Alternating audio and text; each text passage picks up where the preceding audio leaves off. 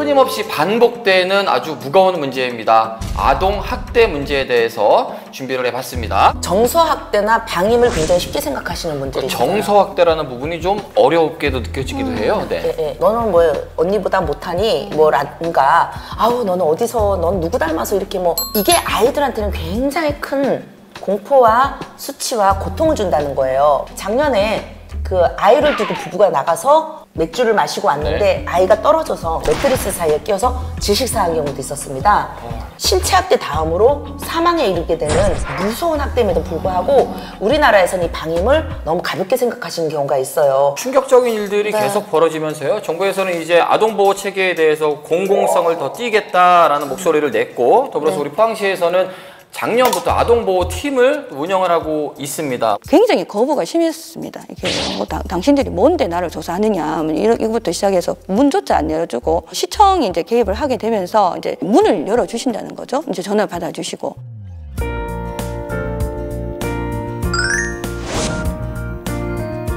이전에는 경찰만 와서 이렇게 뭐 수사를 하고 이런 식으로 진행이 됐었는데 담당 공무원들도 같이 대동을 하게 됩니다. 그래서 조금 행정적인 부분들 있잖아요. 뭐 아동의 격리라든지 뭐 약간 좀 뭐 수납이라든지 이런 경제적인 부분 이런 부분에 대해서도 동시에 조금 지원이 될 수 있게끔 이런 식으로 진행이 되고 있습니다.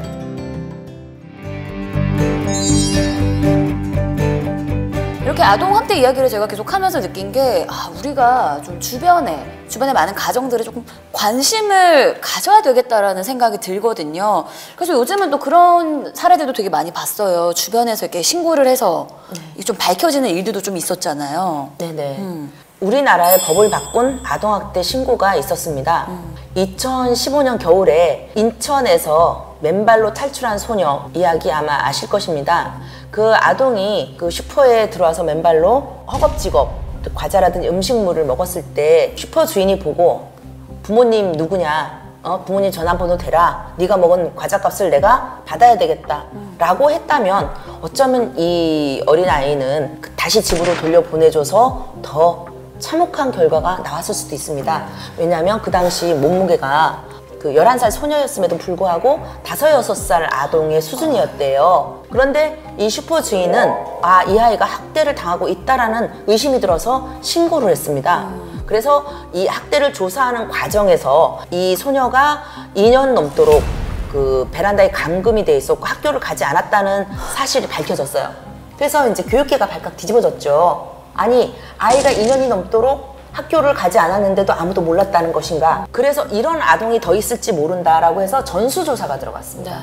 그때 밝혀진 수없이 많은 학대 사망 아동들, 그 다음에 방임 아동들 수없이 많이 발견이 됐습니다. 그때 교육부에서 굉장히 놀랬고 정부에서도 놀랬어요. 그래서 초중등 교육법이 개정이 되기 이르렀습니다. 이틀 이상 학교를 무단 결성하거나 의무 교육을 시키지 않으면 바로 아동학대라든지 형사처벌을 할 수 있는 법의 근거를 마련했습니다. 지금도 아마 매년 그 학령 초가 되면 전수조사가 벌어집니다. 그래서 지금도 혹시라도 어딘가에 학대당하고 있는 아이는 없는지, 또 학대당한 이후에 어떠한 불행한 사건으로 이어진 경우는 없는지 지금도 매년 전수조사가 이루어지고 있는 게 바로 이 슈퍼 주인의 신고 덕분이었습니다. 그러니까 이 작은 신고 하나가 사실은 그동안의 관심에서 비롯된 거였잖아요. 그렇기 때문에 더욱더 주변에 대한 아이들에 대한 관심을 우리가 끊임없이 지켜가야 될 이유가 아닌가 하는 생각을 해봅니다. 네. 근데 사실 더 중요한 건 우리 시민들의 관심도 관심이지만 결과적으로 이 아동학대들을 예방하고 방지할 수 있는 대책들이 더 나와야 된다라는 부분인 것 같거든요. 네. 아동학대를 예방하는 가장 좋은 방법은 아동학대 가해자가 그 행위를 하지 않는 것입니다. 그런데 이 아동학대에 대해서 체벌과 훈육의 경계를 알지 못해서 또는 내가 하는 것은 그 학대가 아니라 아이를 위해서 하는 훈육이라고 생각하시는 분들이 의외로 많습니다. 창녕 그 아동학대 사건의 친모, 또 그 천안 사건의 계모, 또 이 정인이 사건의 입양모의 공통점이 있습니다. 다른 아동학대 사건에 대해서 분노하면서 글을 올렸었다는 거죠. 그러니까 이게 본인의 아동학대는 학대라고 생각을 안 하셨는지 모르겠지만 혹시 나도 이러고 있는 것은 아닌가라는 반성을 좀 해보셔야 될 필요성이 있습니다.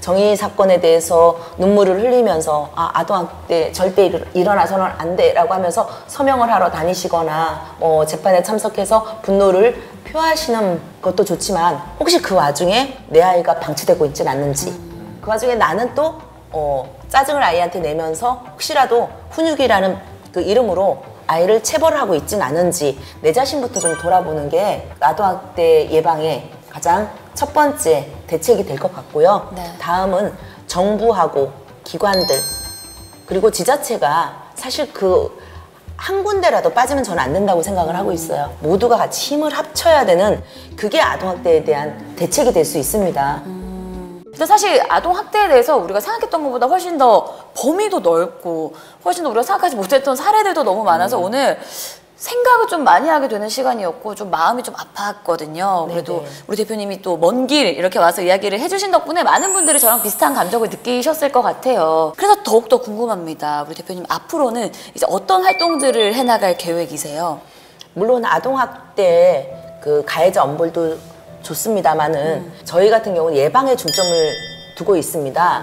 그래서 그 아동학대를 예방하기 위해서는 그 아이가 내 소유물이거나 아이를 뭐 체벌로 훈육을 해야 된다거나 라는 어떤 인식이 전환이 돼야 된다고 생각을 하거든요. 그럼 인식의 전환을 위해서 가장 빠르고 가장 올바른 대책은 교육이라고 생각을 합니다. 그래서 이 아동을 어떻게 훈육하고 지도할 수 있는가, 또 아동을 학대했을 때 어떤 결과가 사회에 미치는가, 그리고 아동을 어떻게 부모들이 제대로 키울 수 있는가에 대한 그 교육, 또 어린이집이라든지 유치원 또 초중고 이런 데서 선생님들이 이제 아동을 대할 때 어떤 방식으로 대해야 되는가, 이런 부분에 대한 교육이 가장 우선되어야 된다고 생각을 해요. 네. 저희는 아동학대 예방 교육에 중점을 두고 활동을 할 계획입니다. 네.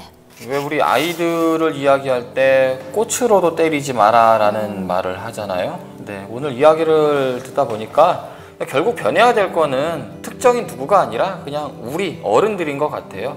조금 더 축약해 보자면 나부터 좀 변해야 되지 않을까, 나부터 고민해 봐야 되지 않을까. 네, 여러분들도 함께 조금 더 고민하는 시간들을 이 5월에는 좀 가져보면 어떨까 생각을 해봅니다. 맞아요. 그리고 우리가 사랑이라는 이름을 앞에 두고 너무 많은 잘못을 저지른 게 아닌가 하는 생각이 들어요. 진짜로 사랑한다면 이 체벌과 매보다는 따뜻하게 마음으로 아이와 대화를 나누고 사랑으로 감싸줘야 되지 않나라는 생각이 들었습니다. 아무튼 오늘 대표님 덕분에 되게 많은 생각을 하게 됐습니다. 오늘 이야기 잘 들었습니다. 감사합니다. 감사합니다. 감사합니다.